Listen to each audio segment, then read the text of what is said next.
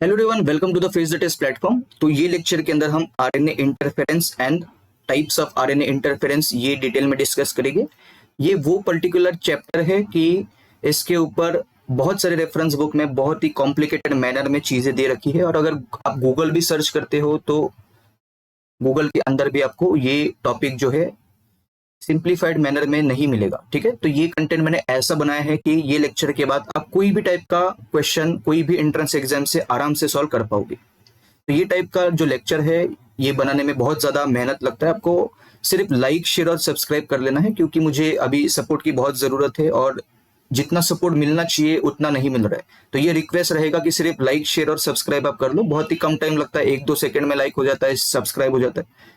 तो उतना आपका सपोर्ट मुझे चाहिए। तो ऐसे ही एक से एक बढ़ के लेक्चर जो है आपके लिए मैं लाता रहूंगा। अपने एंड्रॉइड ऐप के अंदर भी मैंने कोर्स लॉन्च किया हुआ है, तो जिसके अंदर पूरे के पूरे 13 यूनिट जो है आपको सिर्फ 999 रुपीज में मिलेंगे। और यही कोर्स मेरा इंडिया का biggest educational platform that is textbook dot com पे last year more than 8 to 10,000 rupees में सेल हो रहा था। ठीक है, तो ये कोर्स में कोई कंटेंट का डिफिकल्टी या फिर प्रॉब्लम नहीं आएगा आपको, क्योंकि बहुत ही शानदार कंटेंट है, इसीलिए बड़े प्लेटफॉर्म्स भी ये कंटेंट बेच रहे थे। तो ये अपने एंड्रॉइड ऐप में मिलेगा आपको सिर्फ एंड सिर्फ 999 रुपीज के अंदर। और उसके साथ साथ इसके अंदर रिफंड गारंटी भी है। तो 7 से 10 दिन के अंदर अगर आपको कोर्स पसंद नहीं आता है तो एंटायर रिफंड दिया जाएगा। डायरेक्ट कोर्स ज्वाइनिंग लिंक, अपने एंड्रॉइड ऐप की लिंक, सब कुछ आपको डिस्क्रिप्शन में मिल जाएगा। वहां से भी आप डायरेक्टली कोर्स ज्वाइन कर सकते हैं। अगर कोई भी डाउट हो तो ये 2 कॉन्टैक्ट नंबर्स पे आप कॉल, टेक्स्ट, व्हाट्सएप कर सकते हैं। ठीक है, तो direct course joining link Android app वाली आपको वीडियो के डिस्क्रिप्शन में मिल जाएगा। और कुछ एडिशनल अपडेट्स अगर आपको चाहिए रिगार्डिंग दिस पर्टिकुलर बैच, तो मैंने व्हाट्सएप ग्रुप बनाया हुआ है, इसके अंदर भी आप ज्वाइन हो सकते हैं। और अराउंड 920 स्टूडेंट जो है अपने ये कोर्स के अंदर एनरोल हो चुके हैं। ठीक है, क्योंकि प्राइस बहुत कम है और कंटेंट तो आप देख ही सकते हो। जितने भी पेड कोर्सेस है जो आप बाहर देख रहे हो, उससे भी बढ़िया क्वालिटी का कोर्स इसके अंदर आपको मिलेगा। अभी हम बात करेंगे आरएनए इंटरफेरेंस के बारे में। RNA interference is also referred to as PTGS, which is also known as post transcriptional gene silencing, या फिर जिसको ट्रांस जीन साइलेंसिंग भी बोल सकते हैं, या फिर उसको क्वेलिंग भी बोल सकते हैं। ठीक है, तो मान के चलो ट्रांसक्रिप्शन आपका हुआ, और ट्रांसक्रिप्शन में हमने ये पढ़ा हुआ है कि 3' to 5' आपका जो टेम्पलेट है उसको इस्तेमाल किया जाएगा। तो ट्रांसक्रिप्शन जो हमने खत्म किया उसमें हमने देखा कि इस तरीके का आपका डबल स्टैंडर्ड डीएनए अगर हुआ तो 3' to 5' जो है इसको टेम्पलेट यूज किया जाएगा। This will be use as a template to synthesise your complementary mRNA which is in 5' to 3' orientation. ठीक है, तो जैसे ही आपका ये mRNA बनता है, चाहे वो mRNA हो, rRNA हो, या फिर कोई नॉन कोडिंग आरएनए हो, मान के चलो कि ये mRNA है, और ये mRNA है मान के चलो डायबिटीज का, या फिर चलो कैंसर का लेते हैं। ये mRNA है मान के चलो ब्रेस्ट कैंसर का।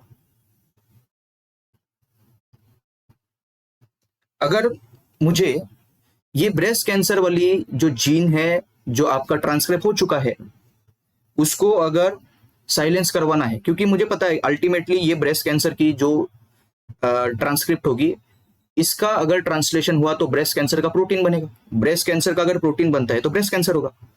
तो मैं ये नहीं चाहता कि मेरे बॉडी के अंदर ब्रेस्ट कैंसर आए। तो इसके अंदर आप ये कर सकते हो कि आरएनए इंटरफेरेंस से ये जो पर्टिकुलर एक्सप्रेस जीन है इसको मैं साइलेंस कर सकता हूं।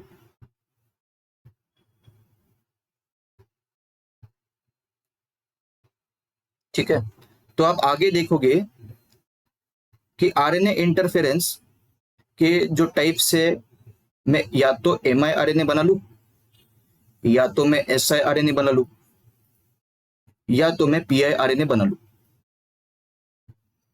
इसमें piRNA जो है mainly this is used to silence ट्रांसपोजोन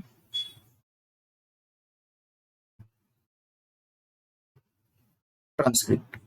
ठीक है, तो ट्रांसपोजोन जिसको हम जंपिंग जीन्स भी बोलते हैं, कि जो रैंडमली एनीवेयर इंटीग्रेट हो जाते हैं इनसाइड द जीनोम, तो वो अगर होता है तो म्यूटेशन के भी चांसेस बढ़ते हैं, जीन डुप्लीकेशन के चांसेस बढ़ते हैं। तो piRNA जो है ये ट्रांसपोजोन के ट्रांसक्रिप्ट को साइलेंस करने का काम करेगा। लेकिन मुझे इस कंडीशन में भाई ब्रेस्ट कैंसर का जो एक्सप्रेस जीन है उसका मुझे साइलेंसिंग करवाना है ताकि इसका ट्रांसलेशन ना हो और प्रोटीन ना बने, वरना ब्रेस्ट कैंसर में वो आपका ट्रांसफॉर्म हो जाएगा। तो या तो मैं mRNA बना लूं या तो siRNA बना लूं। बाद में आप देखोगे कि ये mRNA जो है ये डुप्लेक्स वाले फॉर्म में बनता है, और डुप्लेक्स वाले फॉर्म में बनने के बाद इसका जो गाइड स्ट्रैंड होता है वो बाइंड करेगा इसके साथ,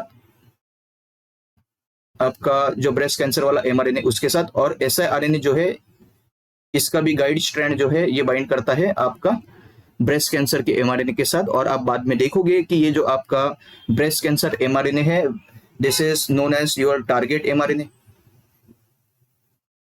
क्योंकि जिसके अगेंस्ट हम काम कर रहे हैं वो RNA को हम बोलेंगे टारगेट वाला।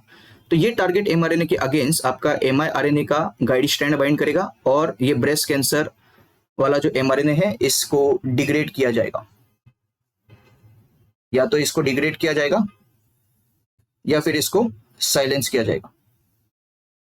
ठीक है, तो ये आपको समझना है आरएनए इंटरफेरेंस के अंदर। तो ये सारे इवेंट्स ट्रांसक्रिप्शन के बाद चल रहे हैं, इसीलिए मैं इसको क्या बोल रहा हूं, पोस्ट ट्रांसक्रिप्शनल जीन साइलेंसिंग।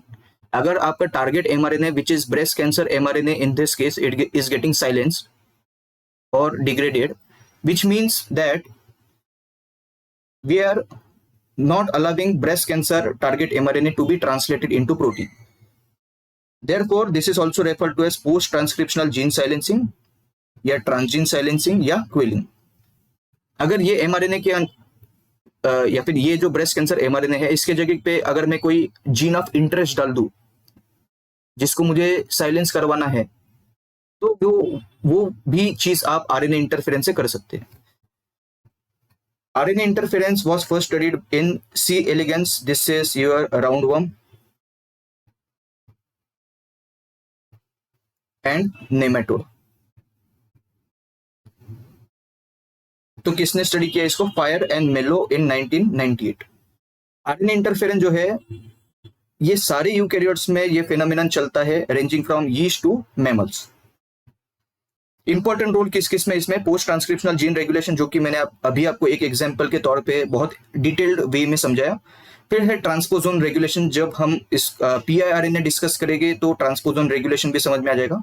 और डिफेंस अगेंस्ट वायरस, तो ब्रेस्ट कैंसर mRNA जो है उसके जगह पे अगर मैं वायरल mRNA ले लूं तो भी आपका जो स्टेप है ये सेम ही रहने वाला है। आपका वायरल mRNA जो होगा उसको डिग्रेड किया जाएगा या फिर उसको साइलेंस किया जाएगा बाय सेम मैकेनिज्म। ठीक है, तो कुछ इंफॉर्मेशन है जैसे कि mRNA है। mRNA जो है it is of 23 to 25 nucleotides long, ये ट्रांस एक्टिंग होगा। siRNA जो है 21 to 25 न्यूक्लियोटाइड्स लॉन्ग, ये सिस एक्टिंग होगा। और PIRNA जो है ये 25 to 36 न्यूक्लियोटाइड लॉन्ग होगा और ये ट्रांस एक्टिंग होगा। ठीक है, सिस एक्टिंग मतलब एक सीक्वेंस में आपके चीजें चल रही है और एक ही मॉलिक्यूल के अंदर आपके चेंजेस आ रहे हैं, उसको हम बोलेंगे सिस एक्टिंग।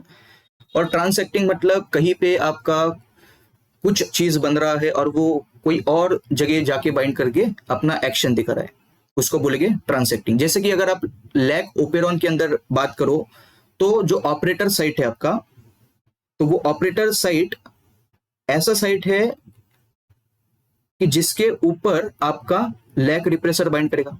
लैक रिप्रेसर बना है लैक आई जीन से, और लैक आई जीन का प्रोडक्ट बाइंड करता है ऑपरेटर पे, मतलब अपनी जगह छोड़ के वो कहीं और पे बाइंड करता है। तो आपका जो रिप्रेसर हुआ वो हो जाएगा आपका ट्रांसएक्टिंग। और ऑपरेटर जो है, ऑपरेटर तो अपने जगह पे खाली है, ठीक है, या फिर अपने जगह पे बैठा हुआ है, वो तो यहां से वहां नहीं हिल रहा। तो ऐसे सीक्वेंसेस को हम बोलते हैं सिस सीक्वेंस या फिर सिस एक्टिंग। और एक प्रोडक्ट जो है एक जगह से बना है और वो जाके दूसरी जगह पे रेगुलेट कर रहा है, उसको हम बोलेंगे ट्रांसएक्टिंग। ठीक है, अभी के लिए अगर आप सिर्फ इतना भी याद रखते हो तो मोर देन इनफ है। सिस आपका है siRNA मीडिएटेड RNA इंटरफेरेंस, ये सिर्फ और सिर्फ साइटोप्लाज्म में देखने को मिलेगा। ठीक है, ये पूरा प्रोसेस जो है साइटोप्लाज्म में होगा। इसके स्टेप्स हम ध्यान से देखेंगे, आपका सारा डाउट जो है इसके अंदर क्लियर हो जाएगा। पहला स्टेप है processing of double stranded RNA to siRNA duplex with 2' overhang at 3' end by dicer enzyme. तो डबल स्ट्रैंडेड RNA को siRNA डुप्लेक्स में कन्वर्ट किया जाएगा और 3' एंड पे 2 न्यूक्लियोटाइड के ओवरहैंग्स देखने को मिलेगी। ये प्रोसेसिंग कौन करेगा? Dicer enzyme. तो यहाँ पे देखो पहली बात आपको यहाँ पे मैंने दिखाया है कि siRNA with 2 prime nucleotide overhang at 3 prime end दिखता कैसे है। तो ये देखो, ये siRNA है और siRNA का ये है डुप्लेक्स, ठीक है, डबल स्टैंडर्ड है ये। इसमें आपका जाहिर सी बात है एक 5 प्राइम टू 3 प्राइम एंड होगा, जिसको मैं पैसेंजर या सेंस स्ट्रैंड बोलता हूं, और इसका दूसरा स्ट्रैंड है 3 प्राइम टू 5 प्राइम वाला, इसको मैं बोलता हूं गाइड और एंटी सेंस स्ट्रैंड, जो कि नीचे लेबल किया हुआ है। ये जो नंबरिंग दिख रहा है आपको -2 -1 1 2 3 4 5 6, ये न्यूक्लियोटाइड का नंबर है। मतलब अगर मैं यहाँ पे बात करूं तो कितने न्यूक्लियोटाइड्स है, 1 2 3 4 5 6 7 8, तो टोटल न्यूक्लियोटाइड्स यहाँ पे 8 न्यूक्लियोटाइड्स है टोटल।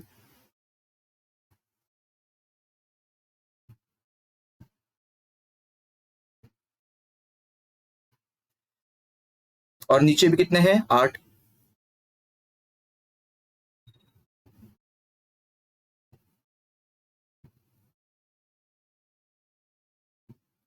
तो यहाँ पे आप देख सकते हो कि 3 प्राइम एंड जो है आपको लंबा देखने को मिल रहा है, 3 प्राइम एंड आपको लंबा देखने को मिलेगा। यहाँ पे भी देखो, जो एडिशनल न्यूक्लियोटाइड्स है 3 प्राइम एंड के पास, वो 2 न्यूक्लियोटाइड्स ज्यादा है, ठीक है, और आपको प्रोट्रूडिंग 3 प्राइम एंड देखने को मिल रहा है। इसी को हम बोलेंगे 2 न्यूक्लियोटाइड ओवरहैंग, क्योंकि 2 न्यूक्लियोटाइड्स प्रोट्रूडिंग है या एक्स्ट्रा देखने को मिल रहा है आपको 3 प्राइम एंड के पास। वैसे अगर मैं नीचे का स्ट्रैंड एनालाइज करूं तो मुझे ये देखने को मिल रहे हैं कि ये जो 2 न्यूक्लियोटाइड से ये प्रोट्रूडिंग है towards 3 prime and. So this is how your siRNA with 2 nucleotide overhang will be made at 3 prime end। और आपका डबल स्टैंडर्ड RNA जो था, it was getting processed into this siRNA duplex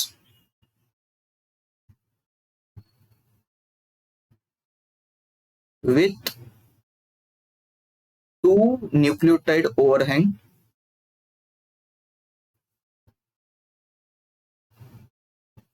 at 3 prime end.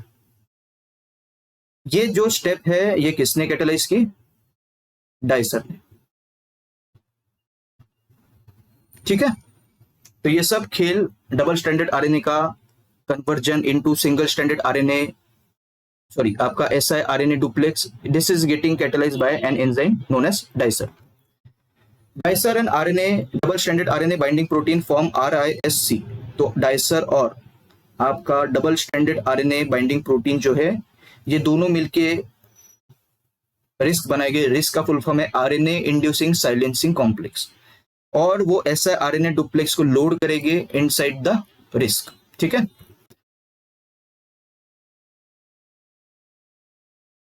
तो इसके अंदर ये देखो double standard RNA था भाई, एकदम इजी वाला। फिर डाइसर ने क्या किया, इसको siRNA डुप्लेक्स में कन्वर्ट किया। दोनों में क्या फर्क है, यहाँ पे देखो 3 प्राइम के तरफ 2 न्यूक्लियोटाइड का लंबा ओवरहैंग है, 2 एंटी ओवरहैंग, और नीचे की तरफ भी आप देख सकते हो यहाँ पे भी 2 न्यूक्लियोटाइड ओवरहैंग है at 3 prime end। This is how your double stranded RNA will be converted into siRNA duplex having 2 nucleotide overhang at 3 prime end।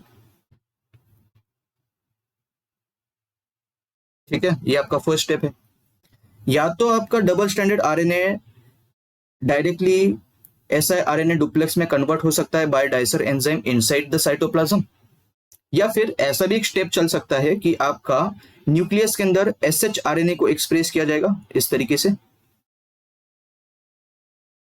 और फिर ये shRNA को मैं एक्सपोर्ट करूं फ्रॉम न्यूक्लियस टू साइटोप्लाज्म, और फिर आपका इसके ऊपर डाइसर एंजाइम एक्ट करेगा, और डाइसर एंजाइम एक्ट करने के बाद आपका अगेन siRNA डुप्लेक्स बनेगा। तो ये है siRNA डुप्लेक्स, ठीक है, and it will also have 2 nucleotide overhang at 3 prime end. यहाँ पे आप देख सकते हो 2 न्यूक्लियोटाइड ओवरहैंग दोनों जगह पे, ठीक है। तो ये है आपका first step, that is processing of double standard RNA into siRNA by an enzyme dicer.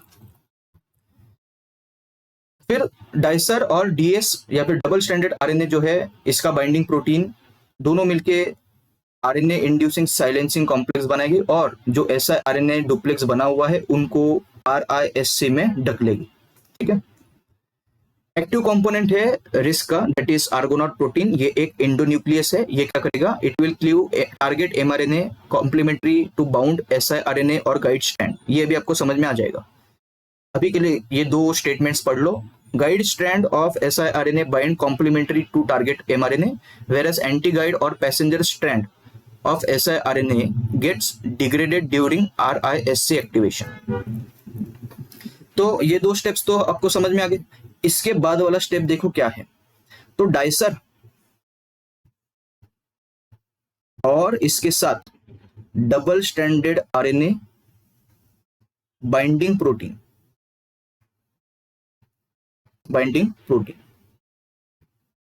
ये दोनों मिलके RISC बनाएंगे, आरएनए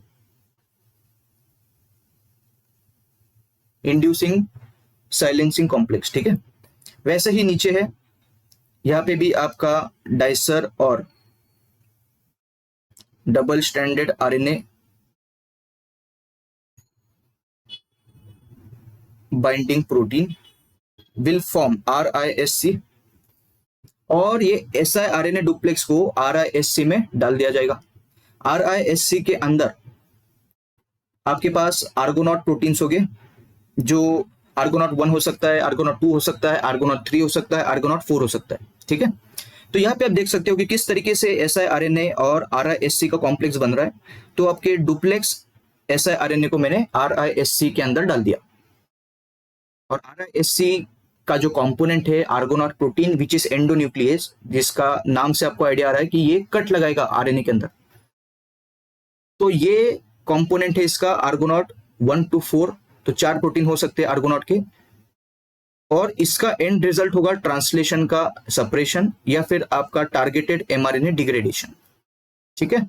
अभी गाइड आरएनए क्या है, पैसेंजर स्ट्रैंड क्या है, ये भी हम समझेंगे अगले स्लाइड्स में। अभी के लिए सिर्फ ये आपका बेसिक ओवरव्यू है किसका, siRNA मीडिएटेड आरएनए इंटरफेरेंस का। ठीक है। स्टेप बाय स्टेप जाएगी तो चीजें क्लियर हो जाएगी। और क्या दिया है, डाइसर एंजाइम के बारे में दिया है। 200 kDa का प्रोटीन है। 1 kDa मतलब 1000 डेल्टा, तो 200 kDa मतलब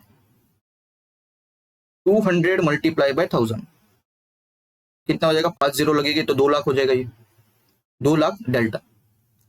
RNase 3 फैमिली एंजाइम है ये, तो एज इट इज ये पॉइंट याद रखना है आपको।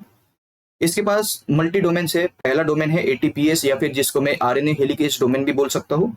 दूसरा है कैटालाइटिक RNase 3 डोमेन और तीसरा है double stranded RNA binding domain. तो यहाँ पे देखो double stranded RNA binding domain दिख रहा है आपको डाइसर एंजाइम के पास। इसके साथ साथ इसके पास में कैटालाइटिक RNase 3 डोमेन भी है। ये देखो ये पूरे RNase डोमेन दिख रहा है आपको, catalytic RNase 3 domain, RNase 3A domain दिख रहा है और RNase 3B डोमेन दिख रहा है। एक होता है PAS डोमेन, ठीक है, और एक होता है इसके पास ATPase या RNA हेलिकेज डोमेन, जो कि यहाँ पे लेबल नहीं किया। ठीक है, समझ में आपको? ठीक है, क्लियर है यहाँ तक?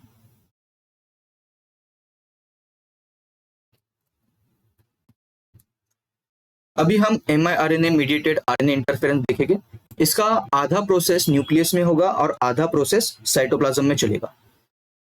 कौन से स्टेप्स है जो न्यूक्लियस के अंदर चलते हैं वो हम देखेंगे। सबसे पहले RNA पॉलीमरेज 2 और RNA पॉलीमरेज 3 ये दोनों मिलके ट्रांसक्राइब करेंगे सम प्राय mRNA। ठीक है, तो RNA पॉलीमरेज 2 और RNA पॉलीमरेज 3 ने क्या किया, ट्रांसक्राइब किया सम प्राय mRNA। प्राय mRNA जो है ये हेयरपिन लूप लाइक स्ट्रक्चर में फोल्ड कर जाता है। एकदम स्मूथली चल रही प्रोसेस। RNA पॉलीमरेज 2 और RNA पॉलीमरेज 3 ने ट्रांसक्राइब किया प्राय mRNA को, जो कि फोल्ड कर गया into its secondary structure which is hairpin loop like structure. फिर आपका आएगा Drosha and double stranded RNA binding protein. ये प्रोसेस करेगा प्राय mRNA को into hairpin RNA of 70 to 100 nucleotides and form pre miRNA। पिछले step में क्या चल रहा था, आपका डाइसर और double stranded RNA binding protein आ रहा था और वो प्रोसेस कर रहा था आपका double stranded RNA into siRNA duplex. यहाँ पे देखो थोड़ा चेंज आया है, ड्रोशा और double stranded RNA binding protein आएगा, ये प्रोसेस करेगा प्राय mRNA को into हेरपिन RNAs which is around 70 to 100 nucleotides in length and form pre-miRNA। फिर pre-miRNA को एक्सपोर्ट किया जाएगा from nucleus to cytoplasm by exportin 5 protein, और ये रैन जीटीपी डिपेंडेंट एक्सपोर्ट होता है जिसके लिए आपको एक जीटीपी की रिक्वायरमेंट होगी। ठीक है, तो जीटीपी डिपेंडेंट ट्रांसपोर्ट है ये, इसको हम देखते। तो अभी तक हमने देखा steps which occur in nucleus, अभी ध्यान से देखना। ठीक है,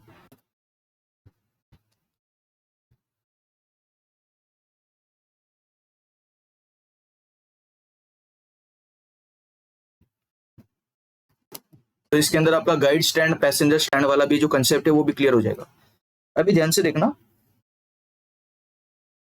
जो आपका siRNA वाला जो प्रोसेस था वो तो सारा का सारा साइटोप्लाज्म में था, और यहाँ पे जो आपका miRNA वाला प्रोसेस है आधा न्यूक्लियस में चलेगा आधा साइटोप्लाज्म में चलेगा। तो न्यूक्लियस भी दिखाया हुआ है इसके अंदर। आपका जो डीएनए है, ये डीएनए को ट्रांसक्राइब किया जाएगा बाय आरएनए पॉलीमरेज 2 एंड और आरएनए पॉलीमरेज 3, और वो बनाएगी आपका प्राय miRNA। ये ट्रांसक्रिप्ट बनाया उन्होंने। प्राय miRNA जो है ये आपका लीनियर होता है जब बनता है, लेकिन जब वो फोल्ड होगा तो ये हेयरपिन लूप लाइक स्ट्रक्चर ले लेगा, और इसी को हम प्राय miRNA बोले। फिर ये प्राय miRNA और इसके साथ आपका एक और प्रोटीन होता है which is known as double stranded RNA binding protein.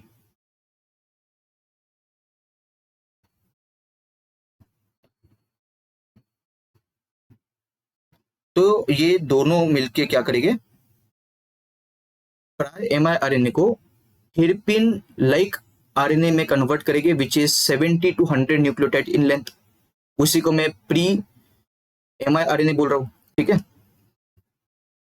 यहाँ पे देखो प्री miRNA, और फिर आपका प्री miRNA जो है उसको मैं एक्सपोर्ट करूंगा from nucleus to cytoplasm via protein exportin 5। This is Ran GTP dependent, तो इसको जीटीपी का इस्तेमाल करना पड़ेगा to export pre miRNA from nucleus to cytoplasm. तो जीटीपी ये लेगा, मतलब एनर्जी खर्च करना पड़ा है आपको। प्री miRNA जो है साइटोप्लाज्म में आ चुका है। तो न्यूक्लियस के स्टेप्स हमने देख लिए सक्सेसफुली। अभी हम बात करेंगे साइटोप्लाज्म के स्टेप्स। साइटोप्लाज्म के स्टेप्स पढ़ो। Dicer enzyme processes pre miRNA to miRNA duplex and load into RISC। तो प्रीवियस केस में भी यही कर रहा था डाइसर। डाइसर क्या कर रहा था, आपका जो डबल स्टैंडर्ड आरएनए था उसको वो कन्वर्ट कर रहा था इनटू siRNA डुप्लेक्स। यहाँ पे वो क्या करेगा, प्री miRNA को miRNA डुप्लेक्स में कन्वर्ट करेगा। ठीक है, समझ में आपको दोनों के बीच में डिफरेंस। तो यहाँ पे देखो प्री miRNA जो था उसको डाइसर एंजाइम ने किस में कन्वर्ट किया, यहाँ पे एक और स्टेप दिखा है डाइसर एंजाइम का। डाइसर बाइंड होने के बाद इसको कन्वर्ट किया जाएगा इनटू miRNA डुप्लेक्स। तो यहाँ पे miRNA डुप्लेक्स में कन्वर्ट किया जाएगा इसको, मतलब इस तरीके का इसको कन्वर्ट किया जाएगा। एक 5 प्राइम एंड होगा 5 प्राइम टू 3 प्राइम, और दूसरा आपका 3 प्राइम टू 5 प्राइम। ये है आपका miRNA डुप्लेक्स। ठीक है, इसका जो 5 प्राइम टू 3 प्राइम वाला स्ट्रैंड होता है उसको मैं बोलता हूं भाई पैसेंजर स्ट्रैंड, और इसका जो 3 प्राइम टू 5 प्राइम वाला स्ट्रैंड होता है उसको मैं बोलता हूं गाइड स्ट्रैंड। तो यहाँ पे दिखा दिया मैं। ठीक है, 5 प्राइम टू 3 प्राइम वाले स्ट्रैंड को मैं बोलूंगा पैसेंजर स्ट्रैंड, और 3 प्राइम टू 5 प्राइम वाले स्ट्रैंड को मैं बोलूंगा गाइड स्ट्रैंड। तो ये फिर भी लिख लो आप, यहाँ पे हम लिखेंगे ऊपर कि ठीक है, यहाँ पे देख लेते चलो। 5 प्राइम टू 3 प्राइम वाला जो स्ट्रैंड होगा उसको मैं बोलूंगा पैसेंजर स्ट्रैंड, और 3 प्राइम टू 5 प्राइम वाला जो स्ट्रैंड होगा उसको मैं बोलूंगा गाइड स्ट्रैंड।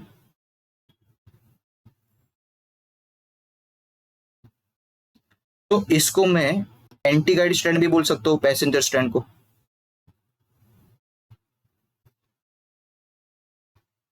ठीक है, तो वो यहाँ पे भी अपन ने लिखाया था, यहाँ पे मैंने, यहाँ पे देखो ये मैंने आपको लिखवाया था यहाँ पे।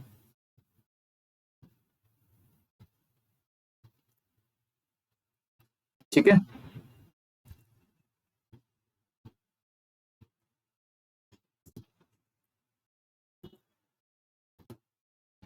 गाइड को एंटीसेंस भी बोलेंगे, एंटीसेंस स्ट्रैंड, और इसको हम सेंस स्ट्रैंड भी बोलेंगे, सेंस स्ट्रैंड। तो जो आपका डुप्लेक्स बन रहा था, चाहे वो siRNA का डुप्लेक्स बनाओ, miRNA का डुप्लेक्स बनाओ, सेम टर्मिनोलॉजी यूज की जाएगी, गाइड स्ट्रैंड और पैसेंजर स्ट्रैंड वाली। तो समझ में आया आपको अभी ये? ठीक है, और यहाँ पे एक कंसेप्ट ऐसा है कि भाई हमको अगर पता है कि mRNA आपका बनता है 5 प्राइम टू 3 प्राइम डायरेक्शन वाला, तो मुझे बताओ कि अगर मैं यहाँ पे 5 प्राइम टू 3 प्राइम वाला मेरा mRNA अगर बनाऊं, टारगेट mRNA, तो ये कौन से स्ट्रैंड के साथ बाइंड करना चाहिए? 3 प्राइम टू 5 प्राइम, मतलब ये आपका गाइड स्ट्रैंड के साथ बाइंड करना चाहिए। तो देखने को मिलता है कि आपका जो गाइड स्ट्रैंड है वो कॉम्प्लीमेंट्री होता है to your target mRNA, whereas your passenger strand which is of no use in this case will be degraded। तो पैसेंजर स्ट्रैंड को हम डिग्रेड कर देंगे और गाइड स्ट्रैंड को हम रखेंगे। ठीक है, तो ये लॉजिक क्लियर है सभी को? ठीक है, क्लियर है सभी को लॉजिक? ठीक है,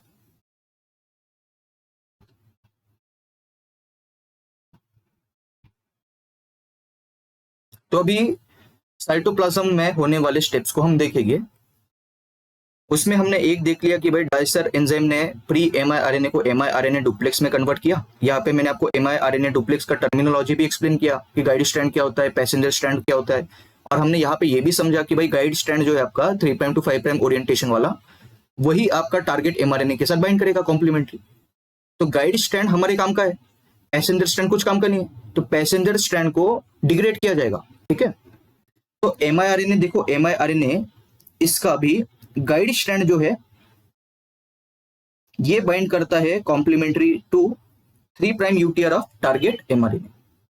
और फिर अभी ये सब को मैंने ऑलरेडी RISC में लोड करके रखा है। तो RISC का जो कंपोनेंट है आर्गोनॉट प्रोटीन, वो यहाँ पे भी आएगा और वो काम करेगा, क्या काम करेगा? ये एंडोन्यूक्लियस है तो क्लीव करेगा mRNA को, टारगेट mRNA को।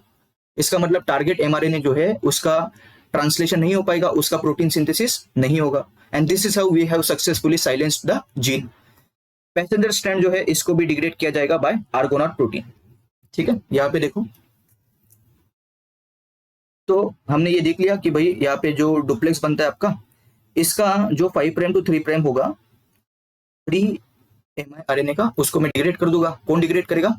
ये RISC में जो आर्गोनॉट प्रोटीन है वो खुद इसको डिग्रेड करेगा। और 3 प्राइम टू 5 प्राइम जो आपका गाइड स्ट्रैंड है, जो कि यहाँ पे अच्छी तरीके से दिखाया मैंने, ये बाइंड करता है with your target mRNA and that to complementary. ठीक है, यहाँ पे आपका ट्रांसलेशन का रिप्रेशन होगा। जैसे ही आपका गाइड स्ट्रैंड टारगेट mRNA के साथ बाइंड करता है तो ट्रांसलेशन का रिप्रेशन होता है, क्योंकि mRNA का जो गाइड स्ट्रैंड है ये इनकम्प्लीट बाइंडिंग दिखाता है to target mRNA, thereby resulting in translational repression. तो यहाँ पे देखो ये हिस्सा है इस तरीके का, यहाँ पे अगर मैं ब्लैक से इसको लेबल करूं तो ये जो हिस्सा दिख रहा है आपको, यहाँ पे आप देख सकते हो हाइड्रोजन बॉन्डिंग देखने को नहीं मिल रहा है आपको। तो mRNA का कुछ हिस्सा जो है टारगेट mRNA के साथ बेस पेयरिंग नहीं कर रहा है। तो जब ऐसा कंडीशन देखने को मिला तो उस कंडीशन में हम ट्रांसलेशन को रिप्रेशन या फिर ट्रांसलेशन को रिप्रेस करते हैं। और अगर परफेक्ट कॉम्प्लीमेंट्री सीक्वेंस अगर देखने को मिला between guide strand and target mRNA, तो उस कंडीशन में हम आरएनए का क्लीवेज करेंगे। ठीक है, तो अगर टारगेट एमआरएनए और गाइड स्ट्रैंड के बीच में इनकम्प्लीट बाइंडिंग या कॉम्प्लीमेंटरिटी अगर देखने को मिला तो उस कंडीशन में हम ट्रांसलेशन को रिप्रेस करेंगे या सप्रेस करेंगे। और अगर कंप्लीट कॉम्प्लीमेंट्री देखने को मिला तो उस कंडीशन में हम एमआरएनए को तोड़ते हैं या टारगेट एमआरएनए को हम डिग्रेड करेंगे। तो वो भी हम देख लेते हैं। siRNA के अंदर एमआरएनए का डिग्रेडेशन होता है, वो भी हम देखेंगे इसके अंदर। तो एक पार्ट आपको देखने को मिल रहा है लेफ्ट साइड वाला, siRNA का भी मैंने डाल रखा है। तो यहाँ पे shRNA है, इसके ऊपर डाइसर काम करेगा और इसको siRNA डुप्लेक्स में कन्वर्ट किया जाएगा। अगेन यहाँ पे मैंने पैसेंजर स्ट्रैंड नहीं दिखाया है, यहाँ पे पैसेंजर स्ट्रैंड को डिग्रेड किया जाएगा बाय आर्गोनॉट प्रोटीन। ये siRNA को जाहिर सी बात है मैं RISC के अंदर लोड करूंगा। ठीक है, और लोड करने के बाद RISC का कंपोनेंट है आर्गोनॉट protein which is endonuclease. RISC के अंदर जो आर्गोनॉट प्रोटीन है मेनली यहाँ पे AGO2 काम करता है, AGO2। ठीक है, आर्गोनॉट प्रोटीन 2। तो आर्गोनॉट प्रोटीन 2 पैसेंजर स्ट्रैंड को डिग्रेड करेगा और गाइड स्ट्रैंड जो है इसको वो हाथ नहीं लगाएगा, गाइड स्ट्रैंड को वो हाथ नहीं लगाएगा। और गाइड स्ट्रैंड देख सकते हो आप टारगेट एमआरएनए के साथ कॉम्प्लीमेंट्री बेस पेयरिंग कर रहा है और यहाँ पे परफेक्ट कॉम्प्लीमेंटरी बेस पेयरिंग चल रहा है। अगर मैं यहाँ पे अगेन ब्लैक कलर से दिखाऊं ये पोर्शन, तो आप देख सकते हैं कि यहाँ पे हाइड्रोजन बॉन्डिंग सारी जगह पे देखने को मिल रही है, अनलाइक इन mRNA केस। तो अगर परफेक्ट कॉम्प्लीमेंट्री हुई between your guide strand and target mRNA तो उस कंडीशन में टारगेट एमआरएनए को तोड़ दिया जाएगा, thereby resulting in mRNA cleavage. और अगर एमआरएनए का क्लीवेज हुआ तो उस कंडीशन में आपका ट्रांसलेशन नहीं होगा। ठीक है, so there are two ways to silence your genes, either by your mRNA duplex formation और either by siRNA duplex formation. कभी कभी आपको देखने को मिलता है कि परफेक्ट कॉम्प्लीमेंट्री अगर नहीं हुई तो उस कंडीशन में ट्रांसलेशन को रिप्रेस किया जाएगा। अगर परफेक्ट कॉम्प्लीमेंट्री हुई between guide strand and your target mRNA तो उस कंडीशन में एमआरएनए का डिग्रेडेशन किया जाएगा। ठीक है, क्लियर है? तो यहां पे भी आप देख सकते हो siRNA के केस में फुल कॉम्प्लीमेंट्री देखने को मिल रहा है। ये आपका mRNA है 5 प्राइम टू 3 प्राइम वाला और नीचे वाला है भाई siRNA। और 3 प्राइम टू 5 प्राइम स्ट्रैंड किसका होता है? गाइड स्ट्रैंड का। इसको ही मैं एंटीसेंस स्ट्रैंड भी बोलता हूँ, सॉरी इसको सेंस स्ट्रैंड बोलूंगा मैं। यहाँ पे लिखवाया था मैंने, यहाँ पे लिखो, सॉरी यहाँ पे एंटीसेंस लिखा था। Okay, antisense. तो ये तो वही टर्मिनोलॉजी हो गई कि जो मैंने आपको बताया था कि टेम्पलेट स्ट्रैंड को मैं 3 प्राइम टू 5 प्राइम मानता हूँ, फिर टेम्पलेट स्ट्रैंड को मैं नॉन कोडिंग भी बोलता हूँ, टेम्पलेट स्ट्रैंड को मैं एंटीसेंस भी बोलता हूँ, टेम्पलेट स्ट्रैंड को मैं माइनस स्ट्रैंड भी बोलता हूँ। तो आपको ट्रांसक्रिप्शन इन प्रोकैरियोट्स का फर्स्ट लेक्चर देखने को या फिर फर्स्ट लेक्चर में आपको देखने को मिला होगा कि पहले ही स्लाइड में मैंने ये सारे टर्मिनोलॉजीज लिखाए थे, तो वही इसके अंदर फॉलो की जा रही है। तो इसमें कंफ्यूज नहीं होना है आपको। पैसेंजर स्ट्रैंड को मैं एंटी गाइड स्ट्रैंड बोलूंगा और सेंस स्ट्रैंड बोलूंगा। ठीक है, और गाइड स्ट्रैंड को मैं आपका 3 प्राइम टू 5 प्राइम वाले स्ट्रैंड को मैं गाइड स्ट्रैंड बोलूंगा या एंटी सेंस स्ट्रैंड बोलूंगा, या इसको अगर करना है तो एंटी पैसेंजर स्ट्रैंड भी बोल सकते हो। तो इसका जो गाइड स्ट्रैंड है 3 प्राइम टू 5 प्राइम ओरिएंटेशन वाला, ये कॉम्प्लीमेंट्री बाइंड करेगा with your mRNA which is in 5 prime to 3 prime orientation. और यहाँ पे अगर फुल कॉम्प्लीमेंट्री देखने को मिली तो इस कंडीशन में क्या होगा? siRNA के अंदर अगर इस कंडीशन देखने को मिली तो क्लीवेज होगा, तो target mRNA will be cleaved. फिर दूसरा है आपका mRNA वाला केस, यहाँ पे भी वही चीज चल रही है भाई। mRNA है आपका टारगेट एमआरएनए, ये है आपका 5 प्राइम टू 3 प्राइम डायरेक्शन में या ओरिएंटेशन। और फिर आपका mRNA है, ये 3 प्राइम टू 5 प्राइम ओरिएंटेशन में है।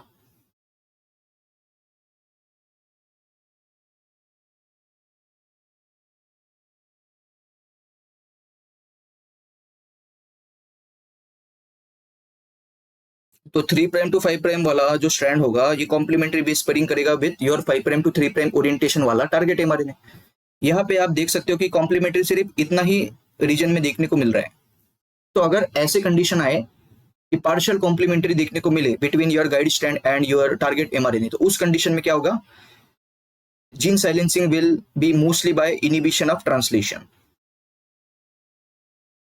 बट एमआरएनए डिग्रेडेशन और क्लीवेज कैन ऑल्सो अकर। तो ये आपको ध्यान में रखना है, ठीक है। तो ये दो मोड से जीन साइलेंसिंग। फिर कुछ इनडेप्थ पॉइंट्स आ जाते हैं, जैसे कि प्लांट के केस में या फिर प्लांट एमआईआरएनए के केस में अगर मैं एमआईआरएनए की बात करूं तो परफेक्ट और नियर परफेक्ट पेयरिंग होता है टारगेट एमआरएनए के अंदर। अभी तक तो हमने देखा कि भाई एसआईआरएनए कर रहा है परफेक्ट बेस पेयरिंग, लेकिन एमआईआरएनए भी कर सकता है in the case of plant. Single enzyme है DCL1 which play role of both Drosha and Dicer. तो हमने देखा था ड्रोशा और डाइसर क्या करता है। ड्रोशा क्या करता था, ड्रोशा का रोल मैंने पिछले स्लाइड में आपको बताया था कि आपका जो प्राय एमआरएनए है उसको वो प्री एमआईआरएनए में कन्वर्ट करेगा, ये ड्रोशा का काम था। और डाइसर का काम क्या था, प्री एमआईआरएनए को मैं एमआईआरएनए डुप्लेक्स में कन्वर्ट करूंगा, ठीक है। तो ये दोनों काम एक ही एंजाइम करेगा प्लांट के अंदर, उसका नाम है DCL1, ओके।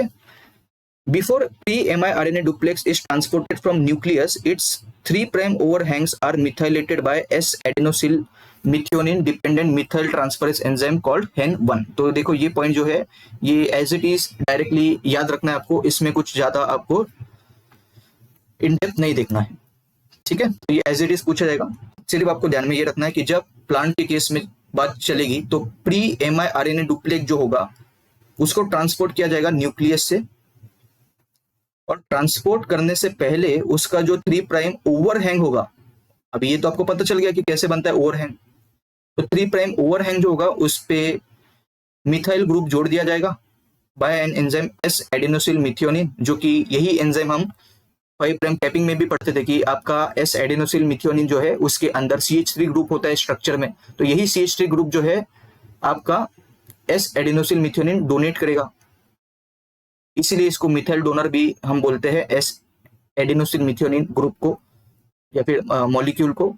CH3 ग्रुप ये डोनेट करेगा और वो ऐड किया जाएगा to 3' overhang of pre miRNA duplex, और फिर उसको न्यूक्लियस से साइटोप्लाज्म में भेज दिया जाएगा।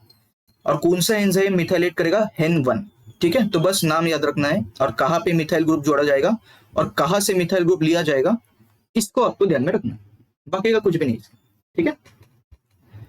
Animal mRNA only recognise 6 to 8 nucleotides of target mRNA. तो यहाँ पे आप देख सकते हैं, तो हम बोल सकते हैं कि भाई ये जो एग्जांपल यहाँ पे हम बोल रहे हैं पार्शियल कॉम्प्लीमेंट्री वाला, ये एनिमल एमआरएनए का होगा, एनिमल एमआरएनए का होगा, क्योंकि इसके अंदर पार्शियल कॉम्प्लीमेंट्री देखने को मिल रहा है।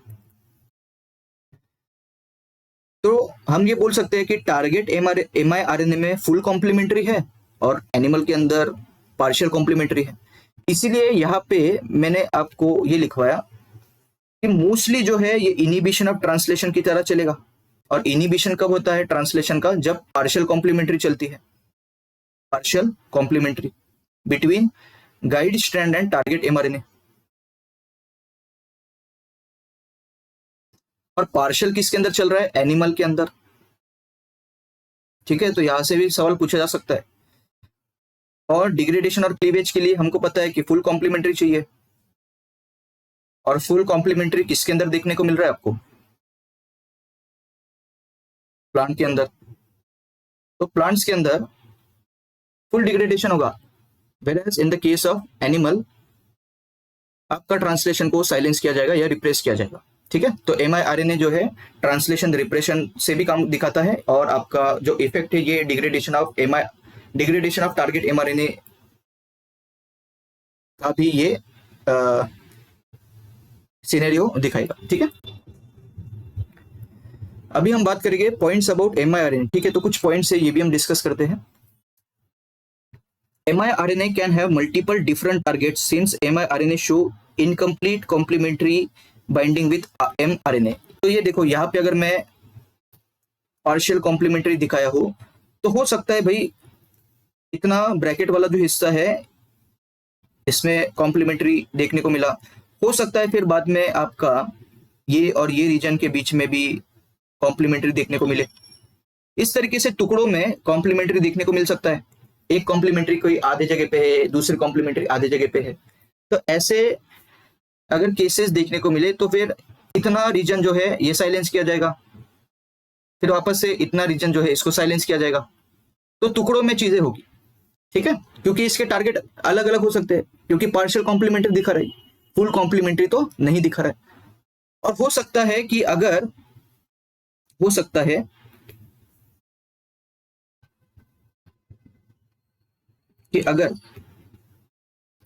इसके अंदर सीक्वेंस है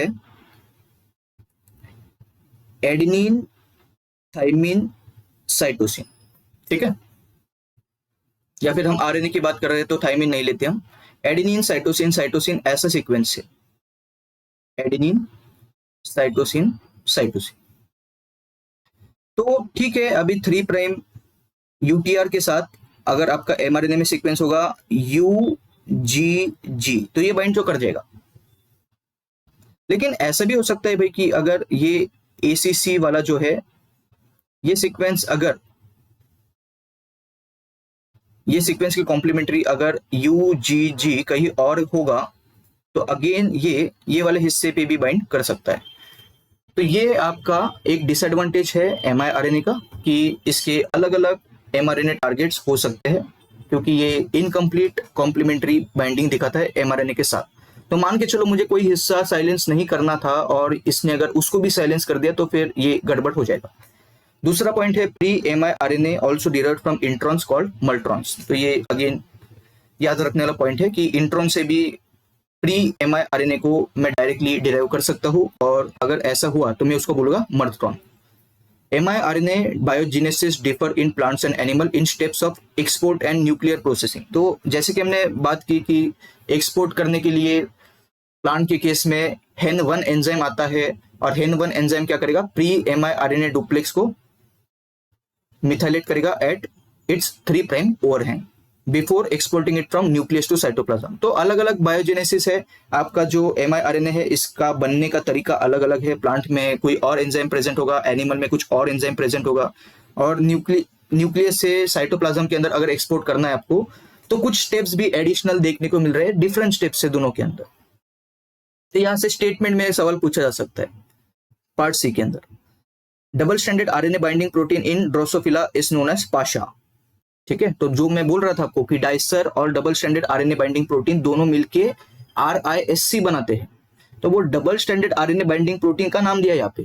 ड्रोसोफिला के अंदर उसको बोलेंगे पाशा, और मैमल्स के अंदर उसको बोलेंगे DGCR8।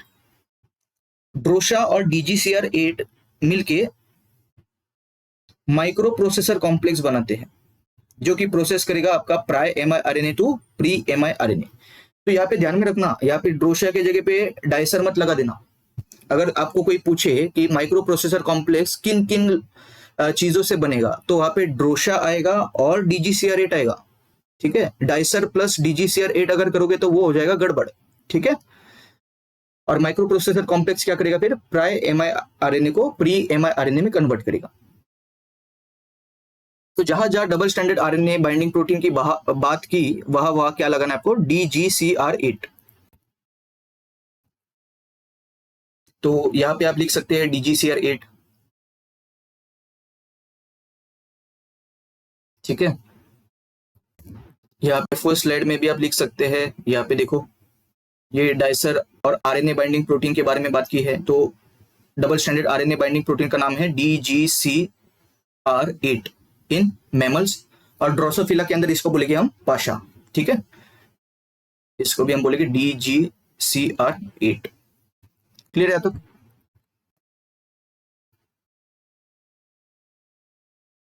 ठीक है, कंप्लीट हो गया नहीं? हाँ, अभी हम देखेंगे PIRNA।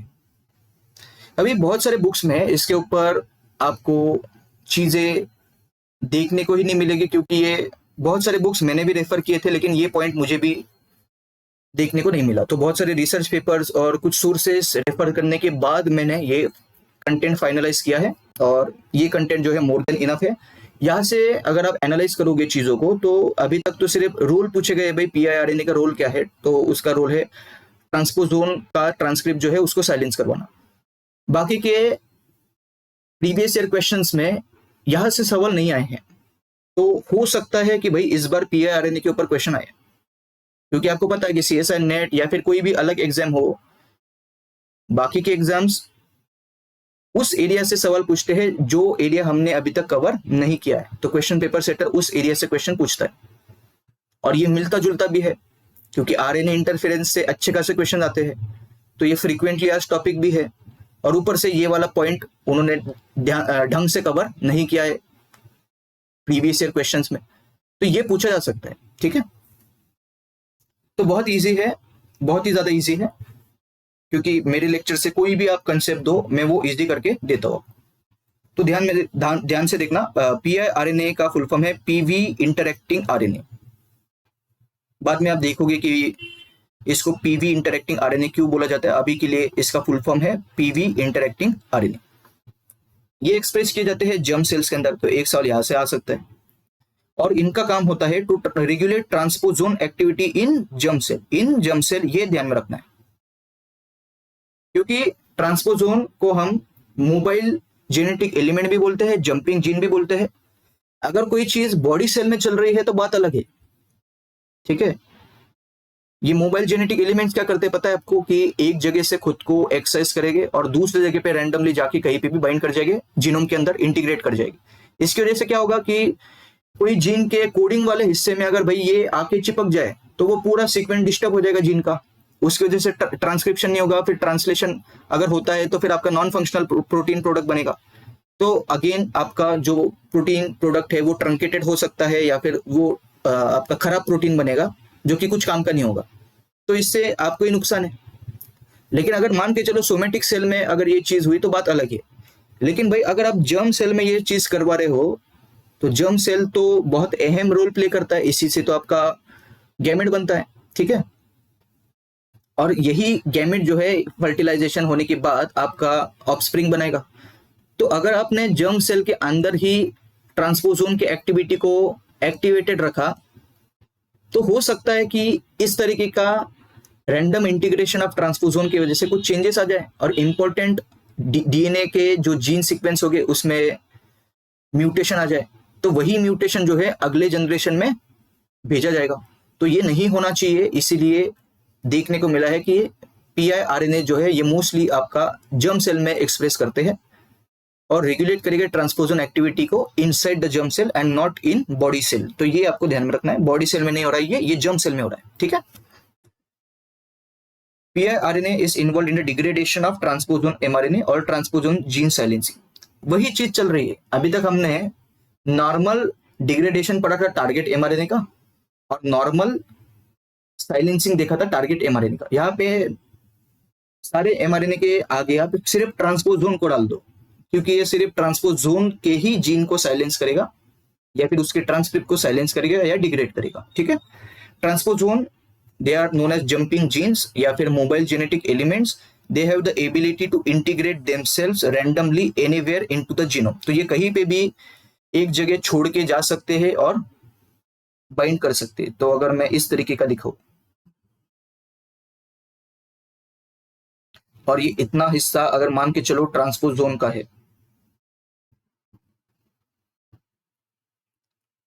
तो ट्रांसपोजोन जो है इसके पास ट्रांसपोजेस एंजाइम भी होता है और इसके साथ साथ कोई और एंजाइम भी होता है, जिसकी वजह से ये क्या करते हैं, ये जगह छोड़ देते हैं और जा बैठते हैं कहीं पे भी रैंडमली इनसाइड द जीनोम। मान के चलो ये आपका हेयर का या फिर हेयर कलर जीन है। ठीक है,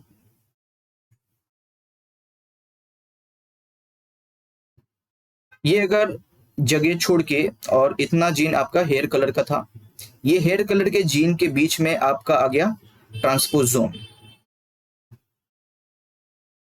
तो अभी क्या होगा, आपका जो हेयर कलर जीन का जो सीक्वेंस है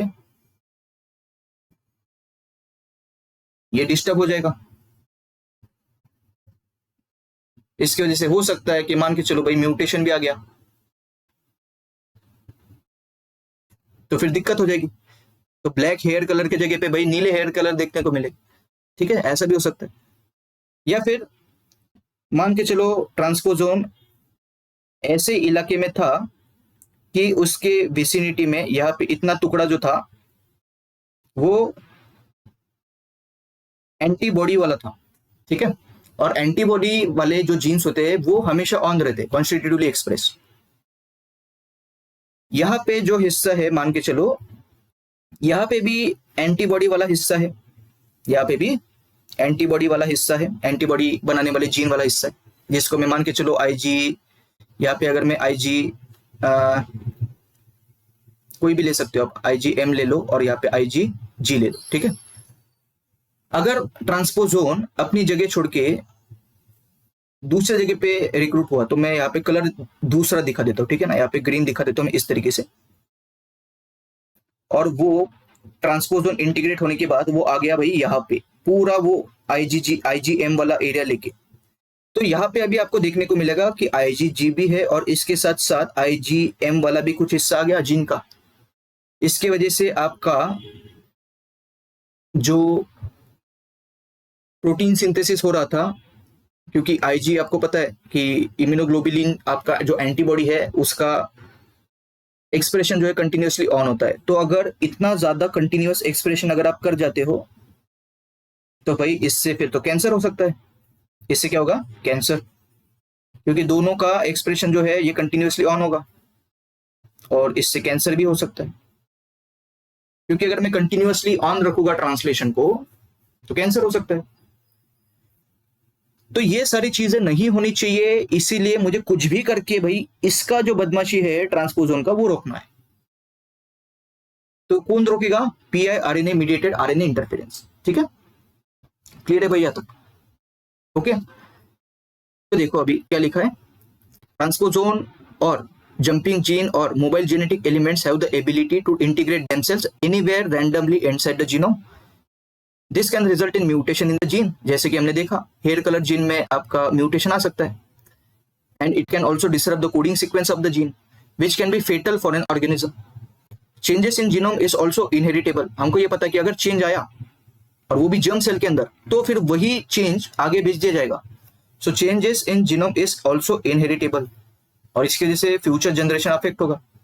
Therefore, we should control random integration of transposon. Although it is important to note that transposon can still show transposition. तो ये करने के बावजूद भी आपका ट्रांसपोजिशन हो सकता है। PIRNA mediated RNA interference cannot prevent it completely. यहां से क्वेश्चन पूछा जा सकता है, ठीक है। ये कंप्लीट उसको प्रिवेंट करेगा या नहीं करेगा, तो वो आपका कंप्लीट प्रिवेंट नहीं कर सकता, ठीक है।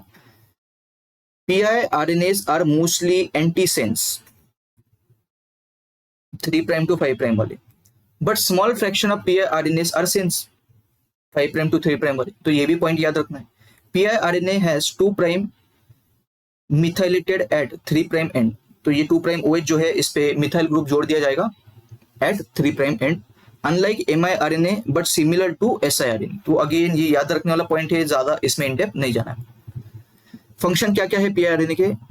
ट्रांसपोजोन mRNA ट्रांसक्रिप्ट को मैं क्लीव करके डिग्रेड कर दूं, या फिर ऐसे भी देखने को मिला है कि जो ट्रांसपोजोन वाला जो लोसा है, जो पोजीशन है जहां पे ट्रांसपोजोन प्रेजेंट है आपका, वो वाला जो जीन का सीक्वेंस है उस पे मैं मिथाइलेशन कर दूं, और जिसकी वजह से आपका जो क्रोमेटिन कॉन्फ़िगरेशन है वो क्लोज फॉर्म में हो जाएगा और आपका ट्रांसक्रिप्शन रिप्रेस हो जाएगा, ठीक है। तो ये हम सब डायग्रामेटिकली देखेंगे। बहुत ही ज्यादा शानदार डायग्राम, बहुत टाइम लगा है मुझे ये डायग्राम बनाने के लिए, तो इसको भी हम स्टेप वाइज डिस्कस करेंगे। आपका ये एक ही स्लाइड में ये काम इसका तमाम हो जाएगा, ठीक है। तो स्टेप्स है PIRNA मीडिएटेड RNA इंटरफेरेंस के। पहला है PIRNA clusters are transcribed into primary PIRNA in the nucleus. Single stranded PIRNA precursor formed without dicing step, ठीक है।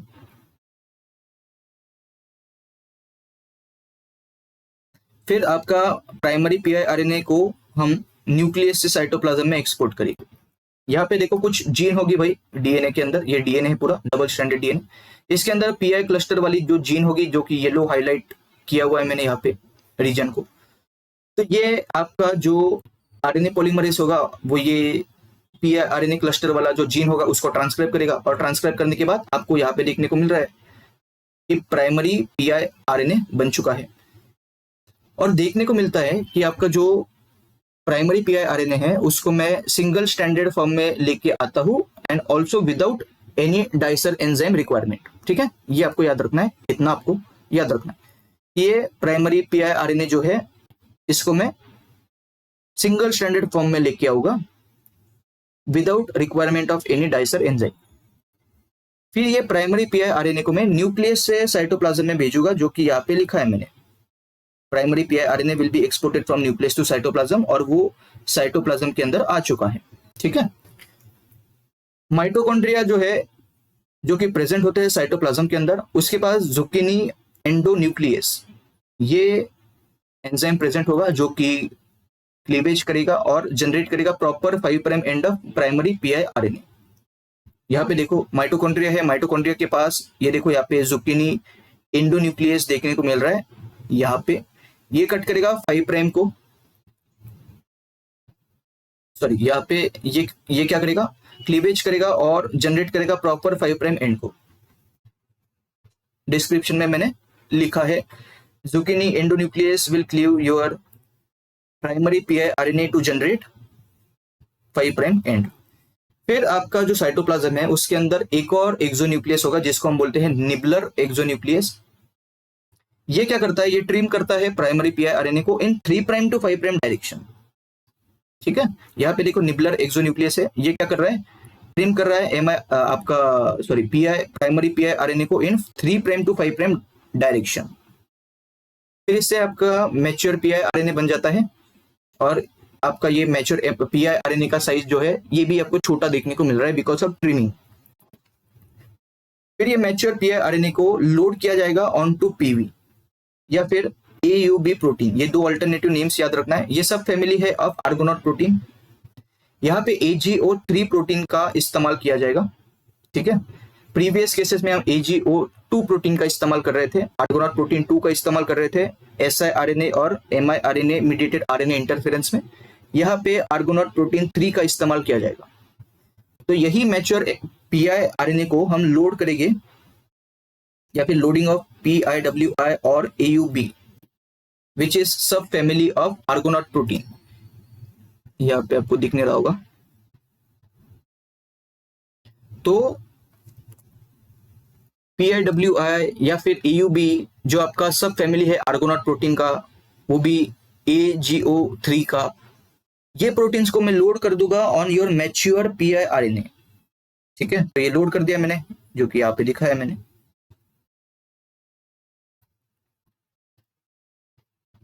PIWI पीआई आरएनए कॉम्प्लेक्स बनेगा फिर, क्योंकि पीआई आरएनए के ऊपर मैंने किसको जोड़ा है, PIWI को, तो कॉम्प्लेक्स बन गया।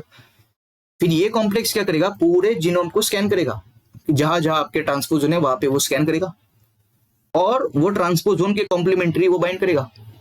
ठीक है, कौन बाइंड करेगा, पीआई आरएनए। और बाइंड करने के बाद जहां पे आपका पीआई आरएनए ट्रांसपोजोन के एमआरएनए के साथ बाइंड किया हुआ है वहां पे वो उसको कट करेगा। ठीक है, समझ में आपको। तो जहां पे आपको ट्रांसपोजोन का एमआरएनए का ट्रांसक्रिप्ट अगर मिला, जिसको बहुत सारे बुक में TE ट्रांसक्रिप्ट भी बोला गया है, तो ये कॉम्प्लेक्स जो है आपका पीआई आरएनए PIWI वाला जो कॉम्प्लेक्स है ये बाइंड करेगा जहां पे मुझे ट्रांसपोजोन दिखेगा। तो ट्रांसपोजोन के एमआरएनए के साथ ये बाइंड करेगा और उसको डिग्रेड कर देगा।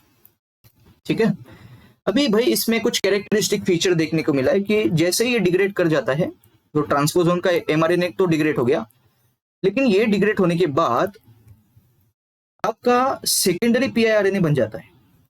तो जो डिग्रेड कर रहा था पहला पीआई आरएनए PIWI जो डिग्रेड कर रहा था, इसको मैं बोल सकता हूं प्राइमरी पीआई आरएनए। ठीक है, डिग्रेड करने के बाद जो मेरा बनेगा उसको मैं बोलूंगा सेकेंडरी पीआई आरएनए। फिर ये सेकेंडरी पीआई आरएनए अगेन इसके ऊपर PIWI और AUB प्रोटीन को लोड किया जाएगा। फिर अगेन वो स्कैन करेगा आपका genome to look for transposon. जैसे ही ट्रांसपोजन मिल जाए तो अगेन वो क्लीव करेगा ट्रांसपोजोन एमआरएनए ट्रांसक्रिप्ट को। तो इस तरीके का लूप देखने को मिल रहा है आपको, इसी को मैं बोलता हूँ फीडबैक लूप। ठीक है, तो ये लूप कैरेक्टरिस्टिक फीचर है सिर्फ ये टाइप ऑफ आरएनए इंटरफेरेंस के अंदर। ठीक है, तो सेकेंडरी पीआईआरएनए बनेगा जो कि अगेन पार्टिसिपेट करेगा in the degradation of additional transposon transcript. This feedback loop is a characteristic feature of piRNA mediated RNA interference. ठीक है, न्यूक्लियस के अंदर देखो क्या चीजें हो रही है, ये सारी जो चीजें हैं ये किसके अंदर हो रही थी, आपकी क्लीवेज या डिग्रेडेशन वाली जो चीज है ये साइटोप्लाज्म के अंदर हो रहा था। न्यूक्लियस के अंदर देखो क्या होगा, न्यूक्लियस के अंदर देखने को मिला है कि पीआईआरएनए मीडिएटेड आरएनए इंटरफेरेंस जो है वो अकर करता है by transposon gene silencing by DNA methylation. ठीक है, तो ट्रांसक्रिप्शनल जीन साइलेंसिंग देखने को मिलेगी न्यूक्लियस के अंदर, जो कि यहाँ पे मैंने लिखा हुआ है। तो अभी जो हमने बात की थी कि भाई डिग्रेडेशन होता है आपका ट्रांसपोजोन एमआरएनए का, वो किसके अंदर होगा, साइटोप्लाज्म के अंदर।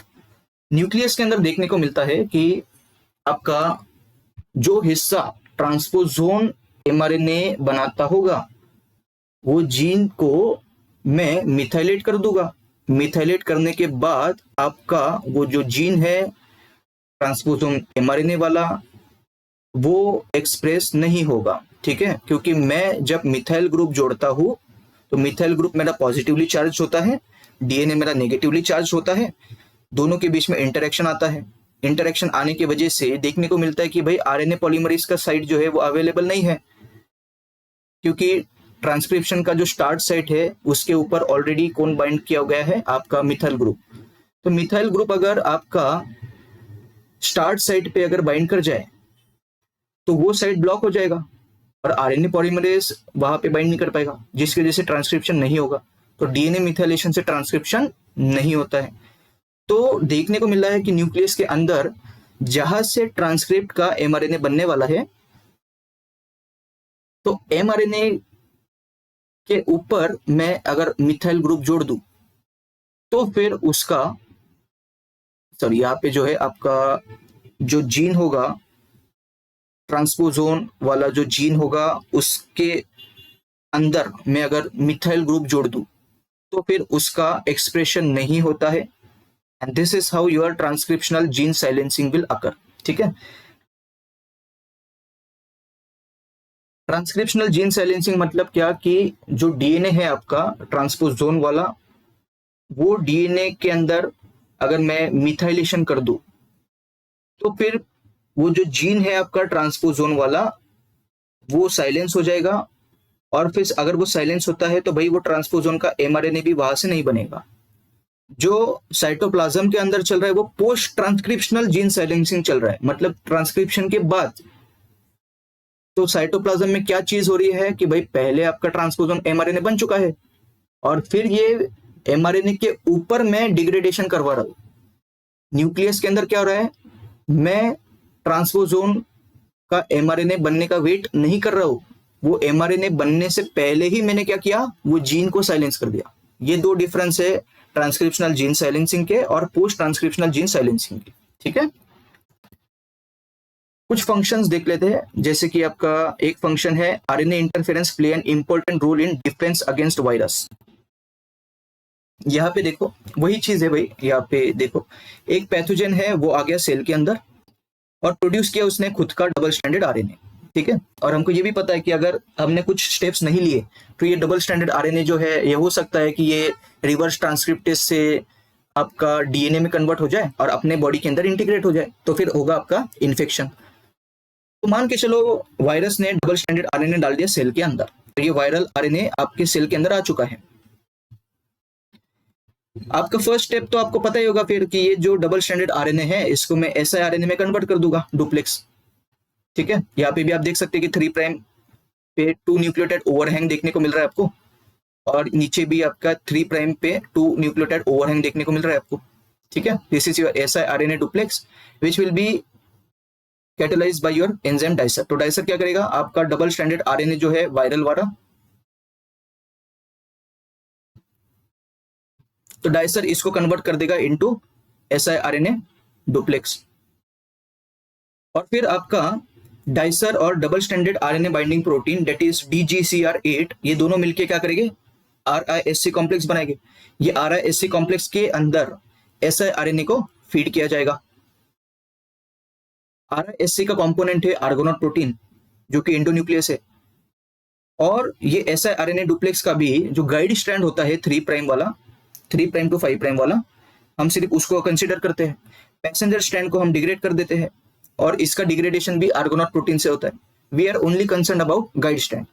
तो ये 3 प्राइम टू 5 प्राइम वाला जो गाइड स्ट्रैंड है, ये आपका बाइंड करेगा विथ योर टारगेट mRNA। तो आपका यहाँ पे देखो जो रेड वाला है ये 3 प्राइम टू 5 प्राइम वाला है, या फिर चलो इस तरीके से दिखा देता हूँ। ये देखो 3 प्राइम यहाँ पे, और ये 5 प्राइम, ये आपका है गाइड स्ट्रैंड, और ये कॉम्प्लीमेंट्री बेस पेयरिंग करता है विथ योर टारगेट mRNA। और ये टारगेट mRNA जो है ये आपका वायरल mRNA है, जिससे वायरल प्रोटीन बनने वाला है ट्रांसलेशन के बाद, और वायरल प्रोटीन बनेगा तो इन्फेक्शन होगा। तो टारगेट mRNA जो है यहाँ पे ये है आपका वायरल mRNA। तो वायरल mRNA को तोड़ना पड़ेगा, वरना अगर वायरल प्रोटीन बन गया ट्रांसलेशन से तो फिर दिक्कत, फिर इन्फेक्शन बढ़ जाएगा बॉडी के अंदर। तो यहाँ पे आपका जो फॉरेन RNA है यहाँ पे in this case which is viral RNA will be degraded, and you can see आपका वायरल mRNA को तोड़ दिया गया है, यहाँ पे डिग्रेड कर दिया गया है। This is how RNA interference play an important role in defence against viruses. ठीक है, और क्या दिया है, RNA interference play a crucial role in transposon regulation especially by PIRNA mediated RNA interference. तो ये तो हमने पिछले स्लाइड में डिस्कस किया डिटेल में। ट्रांसपोजोन और जंपिंग जीन्स और mobile genetic elements have the ability to integrate themselves anywhere randomly into the genome, जिसकी वजह से भाई म्यूटेशन हो सकता है, अच्छे जीन का कोडिंग सीक्वेंस डिसरप्ट हो सकता है, जिसकी वजह से जो डेंजरस हो सकता है ऑर्गेनिज्म के सर्वाइवल के लिए। तो PIRNA मीडिएटेड RNA इंटरफेरेंस क्या करता है, न्यूक्लियस के अंदर ट्रांसपोजोन के जीन को साइलेंस कर देगा, और फिर वहां से आपका ट्रांसपोजोन का mRNA भी नहीं बनेगा। इसको ही हम बोलते हैं ट्रांसक्रिप्शनल जीन साइलेंसिंग। और साइटोप्लाज्म के अंदर ट्रांसपोजोन के mRNA को हम डिग्रेड करेंगे, उसको हम बोलेंगे पोस्ट ट्रांसक्रिप्शनल जीन साइलेंसिंग। ठीक है, ये दोनों हमने पढ़ लिया। तो या तो मैं डिग्रेडेशन करूं ट्रांसपोजोन mRNA का इनसाइड द साइटोप्लाज्म, या फिर मैं ट्रांसपोजोन के जीन को ही साइलेंस कर दूं by epigenetic modification like DNA methylation. ठीक है, RNA interference is widely used to silence a particular gene expression which may be harmful or disadvantageous for an organism. For example, अगर मुझे कैंसर कॉजिंग जीन को silence करना है, और ये specific gene को ही मुझे साइलेंस करना है, तो भी मैं क्या कर सकता हूँ, ये जो कैंसर कॉजिंग जीन है इसका मैं सीक्वेंस पहले DNA सीक्वेंसिंग से निकालूंगा, और फिर siRNA का जो गाइड स्ट्रैंड होगा वो मैं लैब में बना के आपके बॉडी के अंदर इंजेक्ट कर सकता हूँ। ठीक है, तो आपका जो लेबोरेटरी डिजाइंड siRNA या miRNA का गाइड स्ट्रैंड होगा वो बेस पेयरिंग करेगा आपका कैंसर कॉजिंग जीन के साथ या फिर इसके mRNA के साथ, और आपका डिग्रेडेशन हो जाएगा कैंसर कॉजिंग mRNA ट्रांसक्रिप्ट का। This is how you can silence a harmful gene. ठीक है, with the help of RNA interference technique.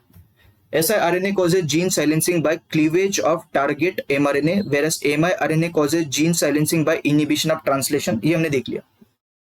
siRNA जो है इसका जो गाइड स्ट्रैंड है ये कॉम्प्लीमेंट्री बेस पेयरिंग करता है विथ योर टारगेट mRNA, और अगर ऐसा देखने को मिला तो मोस्टली क्लीवेज आपका होता है टारगेट mRNA का। लेकिन miRNA का अगर मैं प्लांट के केस की बात करूं तो फिर आपका परफेक्ट बेस पेयरिंग चलता है between your guide strand and target mRNA, उस कंडीशन में क्लीवेज होगा। लेकिन एनिमल का जो miRNA होगा उसके अंदर देखने को मिला है कि आपका एनिमल का miRNA का गाइड स्ट्रैंड और टारगेट mRNA ये दोनों के बीच में पार्शियल कॉम्प्लीमेंट्री देखने को मिला है। तो पार्शियल कॉम्प्लीमेंट्री वाली जब भी केस देखने को मिलेगी तो आप क्या लिखोगे, जीन साइलेंसिंग मोड जो है it will be by translational repression. ठीक है, और क्या है, RNA interference can also be used to produce pest resistant plants. For example एक टोबैको प्लांट बनाया गया है to provide resistance against pest और nematode which is Meloidogyne incognita. ठीक है, तो हो सकता है कि भाई अगर ये राउंड वर्म अगर ये पर्टिकुलर टोबैको प्लांट पे अगर फीड करे तो ये टोबैको प्लांट के अंदर आपका प्लांट mRNA बन जाएगा, और ये प्लांट mRNA क्या करेगा, ये नेमेटोड का जो टारगेट mRNA उस पे बाइंड करेगा और ये टारगेट mRNA जो नेमेटोड वाला है उसको वो तोड़ देगा। समझ में आपको? इससे आपका नेमेटोड जो है ये मर जाएगा। ठीक है, समझ में आपको लॉजिक? और क्या है, RNA interference technique is also widely use to determine the function of novel और न्यू जीन। तो नया जीन का फंक्शन कैसे आप पता करवा सकते हैं बाय दिस टेक्निक। मान के चलो आपने कोई जीन को साइलेंस कर दिया, तो आपको ये पता चल जाएगा कि भाई जब मेरा जीन नॉर्मल था तो ये फंक्शन था, और मेरा जीन साइलेंस होने के बाद ये फंक्शन है। या फिर मान के चलो आप इस तरीके का एग्जांपल ले सकते हो कि हेयर लॉस का अगर मैं जीन लूं, तो मान के चलो जीन ए जो है it is responsible for hair loss, और आप ऐसा देख सकते हो कि जब मेरा जीन ए एक्टिव था तो हेयर लॉस हो रहा है, और अगर मैं जीन ए को इनएक्टिव कर रहा हूं तो हेयर लॉस नहीं हो रहा है। तो मुझे तो ए का फंक्शन पता चल गया कि gene A is responsible for hair loss. तो this is how we can predict the function of new gene by silencing the gene. ठीक है, तो पर्टिकुलर जीन का फंक्शन अगर मुझे पता करवाना है तो मैं वो जीन को साइलेंस कर दूंगा और एक कंट्रोल रखूंगा एक्सपेरिमेंटल कि जिसके अंदर मैं वो जीन को एक्टिवेट रखूंगा।